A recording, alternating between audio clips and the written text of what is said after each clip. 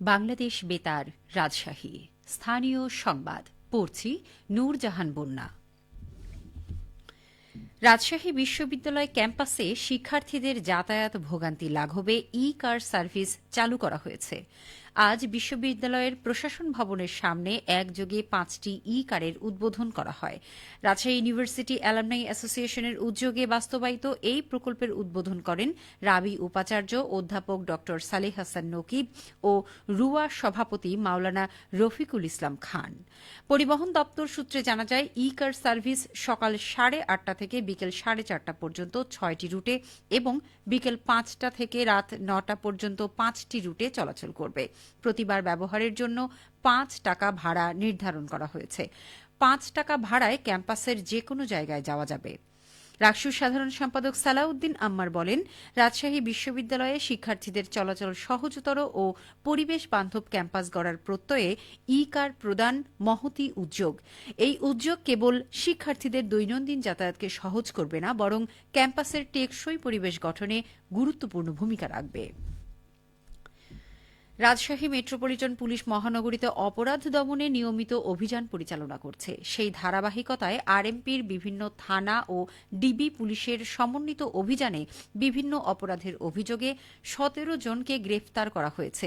গত ২৪ ঘণ্টায় তাদের গ্রেফতার করা হয়। গ্রেফতারকৃতদের মধ্যে ওয়ারেন্টভুক্ত ৫ জন এবং অন্যান্য মামলায় ১২ জন রয়েছে। পুলিশ জানায়, গ্রেফতারকৃত ব্যক্তিদের মধ্যে বেশ কয়েকজনের বিরুদ্ধে দীর্ঘদিন ধরে আদালতের জারি করা গ্রেপ্তারি পরোয়ানা রয়েছে। এছাড়া সামাজিক নিরাপত্তা বিঘ্নকারী বিভিন্ন অপরাধমূলক কর্মকাণ্ড, মারামারি, চুরি, ছিনতাই সহ নানা অভিযোগ রয়েছে গ্রেপ্তার হওয়া অন্য ১২ জনের বিরুদ্ধে। আরএমপির পক্ষ থেকে জানানো হয়, মহানগরীর নাগরিকদের নিরাপত্তা নিশ্চিত করতে নিয়মিত অভিযান পরিচালনা করা হচ্ছে। অপরাধ দমন ও আইন শৃঙ্খলা স্বাভাবিক রাখতে এই ধরনের অভিযান ভবিষ্যতেও আরও জোরদার করা হবে। গ্রেফতারকৃত আসামিদের বিরুদ্ধে সংশ্লিষ্ট থানায় আইনগত ব্যবস্থা গ্রহণ করা হয়েছে। এদিকে রাজশাহীতে খেজুরের রস ছাড়াই ভেজাল গুড় তৈরির একটি কারখানায় অভিযান চালিয়েছে র্যাব ও জাতীয় ভোক্তা অধিকার সংরক্ষণ অধিদপ্তর। আজ বাঘা উপজেলার আরানি শাহপুর এলাকায় অভিযান চালিয়ে খেজুরের রস ব্যবহার না করে চিনি, রং, চুন এবং হাইড্রোজ মিশিয়ে গুড় তৈরি করায় ৫০,০০০ টাকা জরিমানা করা হয়। র্যাব ৫ রাজশাহীর উপ অধিনায়ক মেজর মুস্তাফিজুর রহমান বলেন, দীর্ঘদিন ধরে ভেজাল গুড় তৈরির তথ্য পাওয়া যাচ্ছিল। ক্ষতিকর কেমিক্যাল মিশিয়ে এগুলোকে খেজুর ও আখের গুড় হিসেবে বাজারজাত করে মানুষকে ক্ষতির মুখে ফেলা হচ্ছিল।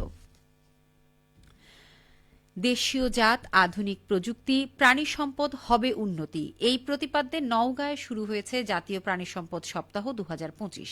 আজ সকালে সদর উপজেলা পরিষদ চত্বরে আয়োজনের উদ্বোধন করেন জেলা প্রশাসক মোহাম্মদ সাইফুল ইসলাম।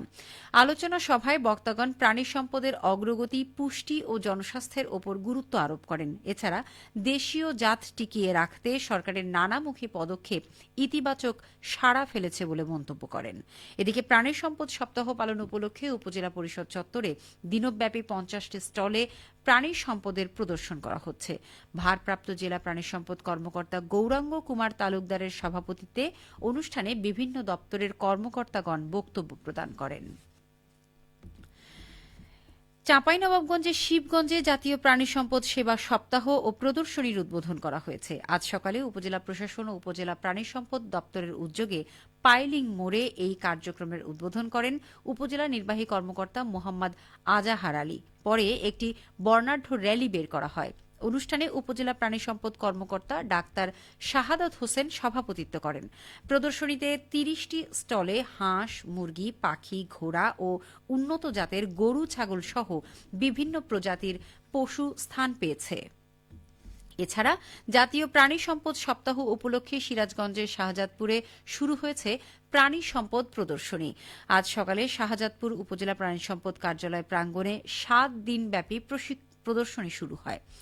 উপজেলা প্রাণী সম্পদ দপ্তর আয়োজিত প্রদর্শনী, বর্ণাঢ্য র্যালি ও আলোচনা সভার উদ্বোধন করেন শাহজাদপুর উপজেলা নির্বাহী অফিসার মোহাম্মদ কামরুজ্জামান।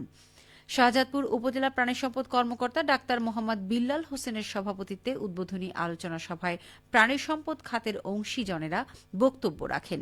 প্রাণী সম্পদ প্রদর্শনীতে প্রায় ২০টি স্টলে উন্নত জাতের গাভী, ষাঁড়, আধুনিক ভ্যাকসিনেশন পদ্ধতি, ঘাস, বিভিন্ন ধরনের গোখাদ্য, স্থানীয় উদ্যোক্তাদের তৈরি ঘি, মাঠা, লাবাং, দই সহ দুগ্ধপণ্য ও বিভিন্ন ধরনের প্রাণী প্রদর্শন করা হয়।